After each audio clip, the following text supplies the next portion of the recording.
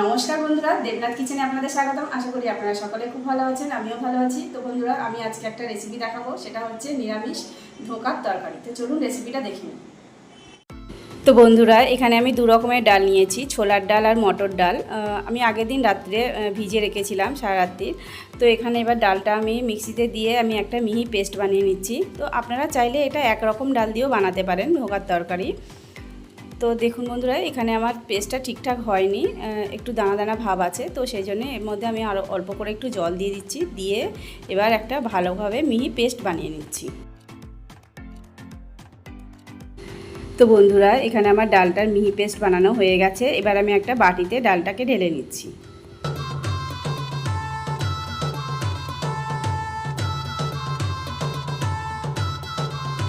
এবার আমি ডালের মধ্যে দিয়ে দিচ্ছি অল্প করে একটু হিং। আর বন্ধুরা দেখবেন, ধোঁকার মানে বড়া যে বড়াটা হয়, ওটা একটু হিংয়ের গন্ধ থাকলে না খেতে দারুণ লাগে।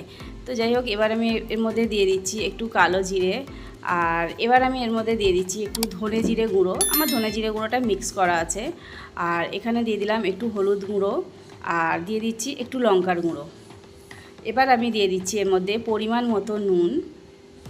তো নুনটা দেওয়ার পর এবার আমি দিয়ে দিচ্ছি অল্প করে একটু বেকিং সোডা। বেকিং সোডাটা অল্প করে একটু দিয়ে দিলাম, দিয়ে এবার আমি ভালোভাবে ডালটার মধ্যে যা যা দিয়েছি সবগুলো একসাথে ভালো করে মাখিয়ে নিচ্ছি। তো বন্ধুরা, এখানে আমার ডালটা মাখানো হয়ে গেছে। আর এবার আমি কড়া বসিয়ে দিয়েছি, দিয়ে দিচ্ছি অল্প করে একটু সাদা তেল। দিয়ে এবার আমি ওই তেলের মধ্যে দিয়ে দেবো অল্প করে একটু আদা বাটা। তো আদাটা দিয়ে এবার আমি আদাটাকে হালকা করে একটু ফ্রাই করে নেওয়ার পর তারপর আমি ডালটা এর মধ্যে ঢেলে দেব, দিয়ে আমি ডালটাকেও হালকা করে একটু ফ্রাই করে নেব।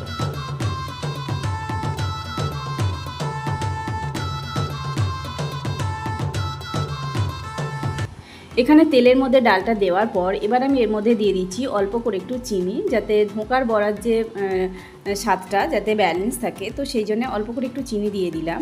তো দিয়ে এবার আমি ডালটাকে হালকা করে একটু ফ্রাই করে নিচ্ছি।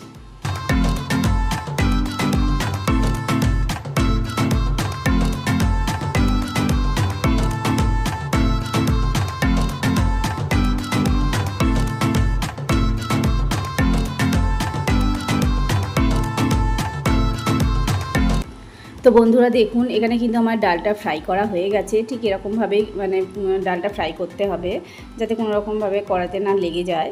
তো এবার আমি একটা স্টিলের থালা নিয়েছি, নিয়ে আমি ওর মধ্যে আমি একটু তেল দিয়ে দিচ্ছি, সাদা তেল। দিয়ে এবার আমি থালাটার মধ্যে ভালোভাবে তেলটাকে মাখিয়ে নিচ্ছি। নিয়ে এবার আমি ডালটা এবার থালার মধ্যে ঢেলে দিচ্ছি। তো দেখুন বন্ধুরা, এখানে আমি ডালটা ঢেলে দিলাম থালার মধ্যে। দিয়ে এবার আমি একটু মানে খুন্তি দিয়ে একটু যাতে হালকা করে সেট করে নেওয়া যায়, তো সেইভাবে করছি। যেহেতু গরম, আমি হাত দিতে পারছি না। তো এইভাবেই আমি চেপে চেপে আমি প্রথমে খুন্তিটা দিয়ে ডালটাকে একটু সেট করে নেব। তারপরে যখন একটু হালকা ঠান্ডা হয়ে যাবে, তারপরে আমি একটু হাত দিয়ে দিয়ে আমি ডালটাকে সেট করে নেব। একটু জল হাত দিয়ে দিয়ে দেবো, যাতে ভালোভাবে ডালটা সেট করে নেওয়া যায়। তো একটু করে আমি জল দিয়ে দিয়ে হাতে আর ডালের মধ্যে দিয়ে আমি ডালটাকে সেট করে নিচ্ছি। তো এইভাবে সেট করে নেওয়ার পর আমি বেশ মিনিট 5 মতো আমি রেখে দেব, যাতে ডালটা সেট হয়ে যায়। এবার আমি একটা ছুরির সাহায্যে ধোঁকাটাকে আমি বড়ার আকারে কেটে নেব।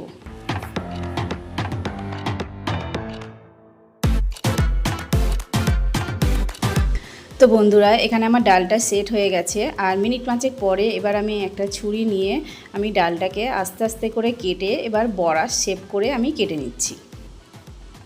তো আপনারা চাইলে যে কোনো শেপ দিয়ে আপনারা বড়াটা কাটতে পারেন। তো এখানে ধোঁকার বড়ার যেরকম মানে শেপটা হয়, তো আমি সেরকম শেপ দিয়ে কাটার চেষ্টা করছি। জানি না এখন কীরকম হবে কাটাটা।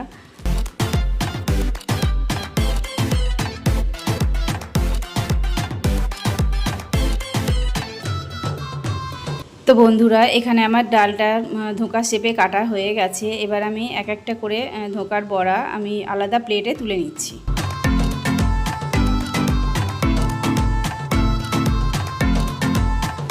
তো বন্ধুরা, এখানে আমার ধোঁকার বড়াগুলো কাটা রেডি হয়ে গেছে। এবার আমি কড়া বসিয়ে দিচ্ছি, দিয়ে এখানে আমি দিয়ে দিলাম সাদা তেল ভাজার জন্যে বড়াগুলোকে। তো এক এক করে আমি ধোঁকার বড়া আমি তেলের মধ্যে দিয়ে দিচ্ছি, দিয়ে আমি এপিট ওপিট করে ধোঁকার বড়াগুলোকে একটু লাল লাল করে ভেজে নেব। আর বন্ধুরা, যখন আমি বড়াগুলোকে ভাজবো তখন কিন্তু গ্যাসের ফ্লেমটাকে কিন্তু মিডিয়াম ফ্লেমে দিয়ে আমি ভাজবো। তো এখানে আমার বড়ার একটা পিঠ ভাজা হয়ে গেছে, আমি আর একটা পিঠ উল্টে দিচ্ছি। খুন্তিটা দিয়ে উল্টাতে একটু অসুবিধা হচ্ছিলো বলে তো আমি একটা চামচের সাহায্যে আমি বড়াগুলোকে উল্টে পাল্টে দিচ্ছি। এখানে আমার ধোঁকার বড়া কিন্তু ভাজা হয়ে গেছে। এবার আমি এক একটা করে বড়া আমি একটা থালাতে তুলে নিচ্ছি।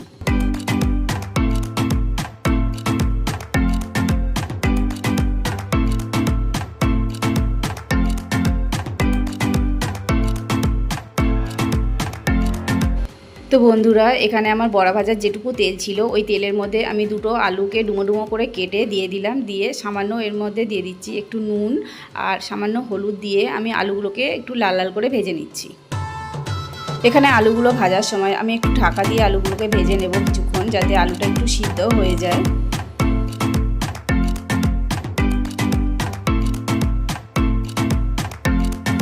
কিছুক্ষণ পর আমি ঢাকাটা খুলে দিলাম। তো এখানে আমার আলুগুলো ভাজা হয়ে গেছে। এবার আমি একটা বাটিতে আলুগুলোকে তুলে নিচ্ছি।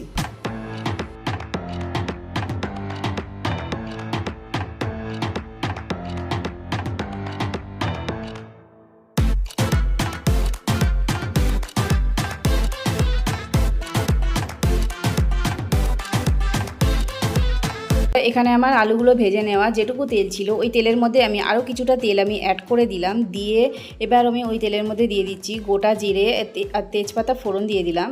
তো ফোড়নটা থেকে যখন সুন্দর একটা স্মেল বেরোতে শুরু করবে তখন আমি ওই তেলের মধ্যে দিয়ে দেব একটা গোটা কেটে রাখা টমেটো। তো টমেটোটা দিয়ে আমি টমেটোটা কিছুক্ষণ হালকা করে ভেজে নেওয়ার পর আমি ওই টমেটোর মধ্যে দিয়ে দেব একটু আদা বাটা। তো আদা বাটাটা দিয়ে আমি কিছুক্ষণ নেড়েচেড়ে নিয়ে এবার আমি এর মধ্যে দিয়ে দেব একটু ধনে জিরে গুঁড়ো। বন্ধুরা, এখানে আমার ধনে জিরে গুঁড়োটা মিক্স করা আছে। এবার আমি এর মধ্যে দিয়ে দিচ্ছি একটু হলুদ গুঁড়ো আর দিয়ে দেব লঙ্কার গুঁড়ো। এখানে হলুদ গুঁড়ো লঙ্কার গুঁড়ো দেওয়ার পর অল্প করে আমি একটু জল দিয়ে দেব যাতে মশলাটা পুড়ে না যায়। দিয়ে আমি কিছুক্ষণ মশলাটা কষিয়ে নেব।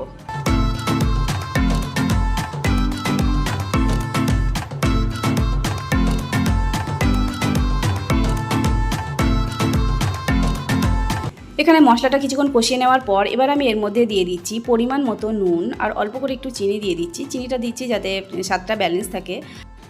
আর আপনারা যারা মিষ্টি খান না তারা চিনিটা নাও দিতে পারেন।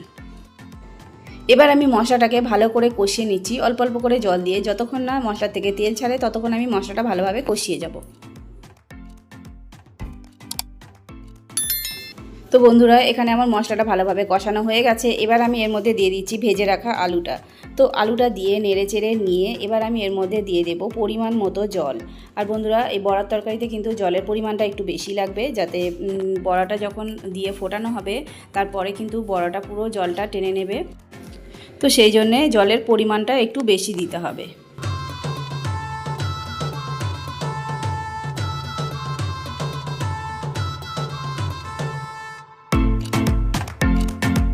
তো বন্ধুরা, এখানে বড়ার তরকারিতে জলের পরিমাণটা দেওয়ার পর এবার আমি কিছুক্ষণের জন্য ঢাকা দিয়ে আমি তরকারিটা রান্না করে নেব যাতে আলুটা সিদ্ধ হয়ে যায়। তো এখানে ঢাকাটা খুলে দেখি আলুটা সিদ্ধ হয়েছে কি না। তো এখানে দেখলাম আলুটা ঠিকঠাকভাবে সিদ্ধ হয়নি, আর একটু হবে। তো আমি আরও কিছুক্ষণের জন্য ঢাকা দিয়ে আমি আলুটা সিদ্ধ করে নিচ্ছি। তো কিছুক্ষণ পর আমি আবার ঢাকাটা খুলে দিলাম। তো বন্ধুরা, দেখি এবার আমি আলুটা সিদ্ধ হয়েছে কি না বড়ার তরকারির। তো এখানে কিন্তু আলুটা সিদ্ধ হয়ে গেছে। এবার আমি ভেজে রাখা ধোঁকার বড়াগুলো গ্রেভির মধ্যে দিয়ে দেব। দিয়ে আমি 2 মিনিটের জন্য ঢাকা দিয়ে আমি ধোঁকার তরকারিটা আর একটু রান্না করে নেব।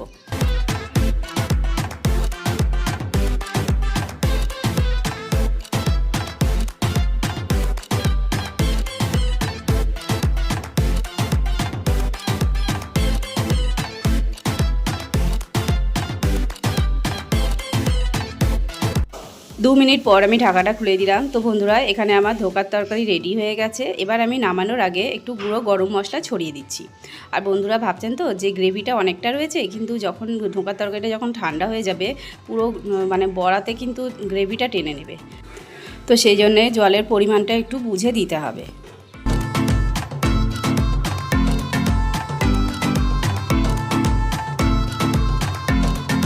এবার আমি একটা প্লেটে ধোকার তরকারিটা সার্ভ করে দিচ্ছি।